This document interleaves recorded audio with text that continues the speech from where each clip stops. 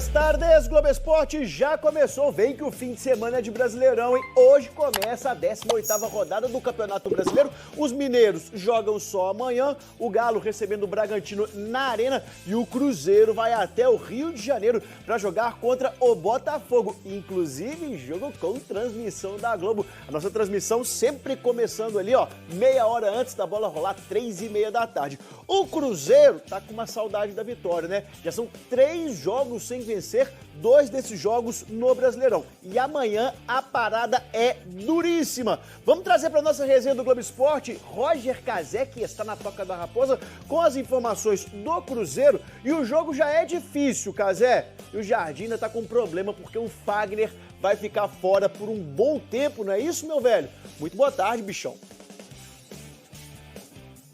Fala, Marcelo, boa tarde para você, excelente tarde para todo mundo que está com a gente no Globo Esporte. Cruzeiro com um problema aí na lateral direita. Ontem o clube divulgou que Fagner passou por exames de imagem que constataram uma fratura na fíbula da perna direita, um ossinho da perna. Não vai ser necessário operar o jogador, vai ser aquele tratamento mais conservador, mas não significa que ele voltará rapidamente aos gramados. O departamento médico do Cruzeiro, assim como o departamento médico de outros clubes, não costuma divulgar o tempo de recuperação dos atletas. Mas o nosso time do GE. Globo, muito safo, deu uma especulada e também apurou com alguns médicos, então o tempo de recuperação deve ser de aproximadamente 2 meses. Então o Cruzeiro vai passar um tempão e significa que o clube tem que ir ao mercado, porque agora só tem o William à disposição para jogar na lateral direita, então o Cruzeiro vai ao mercado para suprir essa peça e ainda não sabe os moldes que será essa contratação, porque Fagner está aqui por empréstimo. Empréstimo junto ao Corinthians, que vai até o fim do ano. Então o Cruzeiro pode trazer algum jogador também emprestado ou pode já pensar nessa e na próxima temporada. Falei no William, né? Ele não joga há algum tempo, ele estava com um cansaço muscular, mas está escalado para essa partida, quem sabe até no time titular. Se não for o William titular, Romero improvisado, viu, Marcelo? Valeu, Cazé. Safo, é você que caçou uma sombrinha embaixo desse solão aí, viu? Galera, vamos aproveitar aqui e colocar a provável escalação do Cruzeiro para essa partida, já que o Cazé colocou o William à disposição, ó, ele está aqui como lateral direito titular para essa partida, junto com Fabrício Bruno, Vijalba e Kaique, claro, o Cássio no gol, no meio de campo, Lucas Romero, Lucas Silva, um pouquinho mais pra frente, Christian, Matheus Pereira e Wanderson, e lá na frente, ele, o artilheiro do Brasileirão, Caio Jorge. Daqui a pouquinho a gente vai falar mais de Cruzeiro e Botafogo, porque os dois times têm muita coisa em comum nesses últimos anos. Daqui a pouquinho a gente fala mais. Olá, um jogaço na tela da Globo no domingo. O jogo é contra o Botafogo lá no Newton Santos às 4 horas da tarde.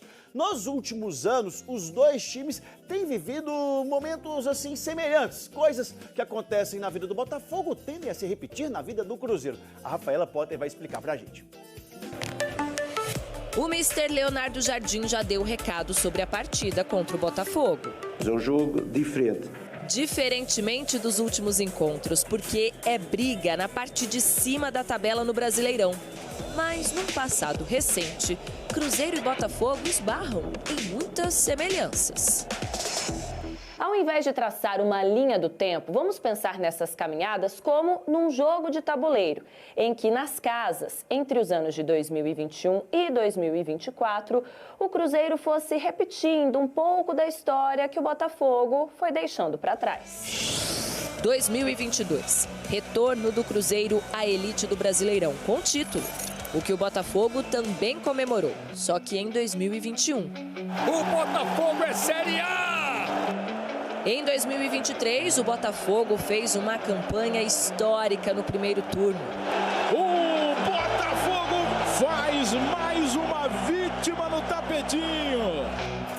O Cruzeiro chegou a surpreender com uma sequência de vitórias no início do campeonato, sob o comando do técnico Pepa. Fazendo um bom início de trabalho, Pepa. Mas os dois perderam o fôlego. O Cruzeiro terminou o campeonato escapando do rebaixamento. E o Botafogo ficou sem o título. Pedir desculpa ao nosso torcedor. Acho que eles não mereciam isso. É uma situação bem difícil, cara, que eu nunca... Acho que ninguém nunca viu. No ano seguinte, a grande virada. O time carioca foi campeão brasileiro e da Libertadores, enquanto o Cruzeiro de 2024 lembrou um pouco o Botafogo de 2023. Alto investimento no elenco, mas desempenho em campo ainda irregular. Resultado: vice na final da Sul-Americana e nada de vaga na Libertadores pelo Campeonato Brasileiro. É um ano de muito aprendizado, um ano de repensar muita coisa e acredito que estamos no caminho certo, o Cruzeiro voltando a ser protagonista no futebol brasileiro. O caminho em 2025 até aqui é mesmo de protagonismo.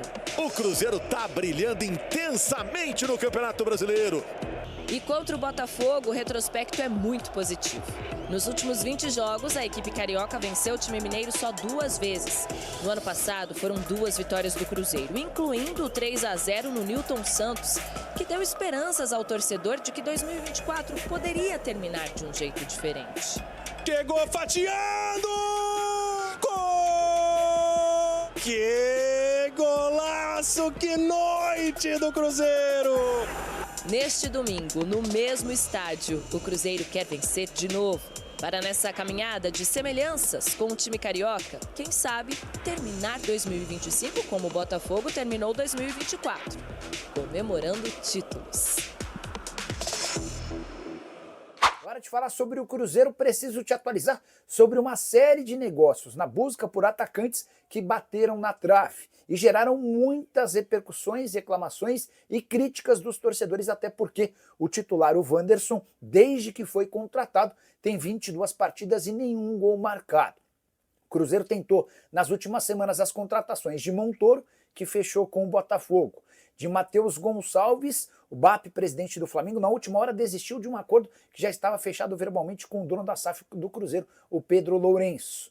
Outro nome tentado pelo Cruzeiro, Brian Rodrigues, mais um América do México, considerou a proposta do Cruzeiro muito baixa e inferior até a de outros clubes brasileiros que tentaram o uruguaio desde o início do ano.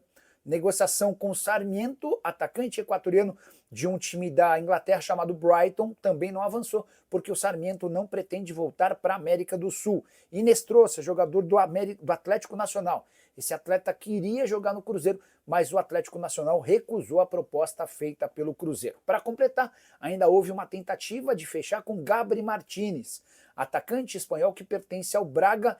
Em todos os casos, o Cruzeiro acabou por naufragar. E isso tem feito muitas especulações e críticas em relação aos dirigentes cruzeirenses, mas especialmente o Pedro Júnior, que é o filho do dono da SAF. É o Pedro Júnior quem comanda o departamento de futebol desde a saída de Alexandre Matos. Cheguei a contar para vocês pela manhã que está completamente descartada a possibilidade da contratação de um executivo de futebol para buscar contratações.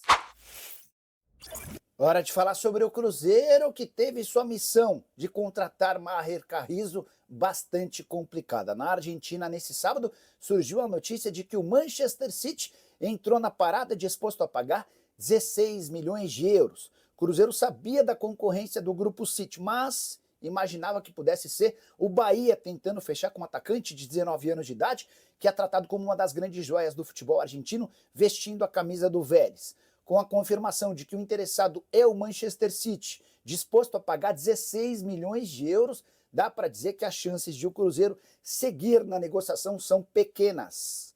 O Cruzeiro está disposto a gastar dinheiro, há um dono com enorme capacidade financeira, mas a avaliação é de que um investimento desse tamanho, nesse momento, seria algo fora de cogitação.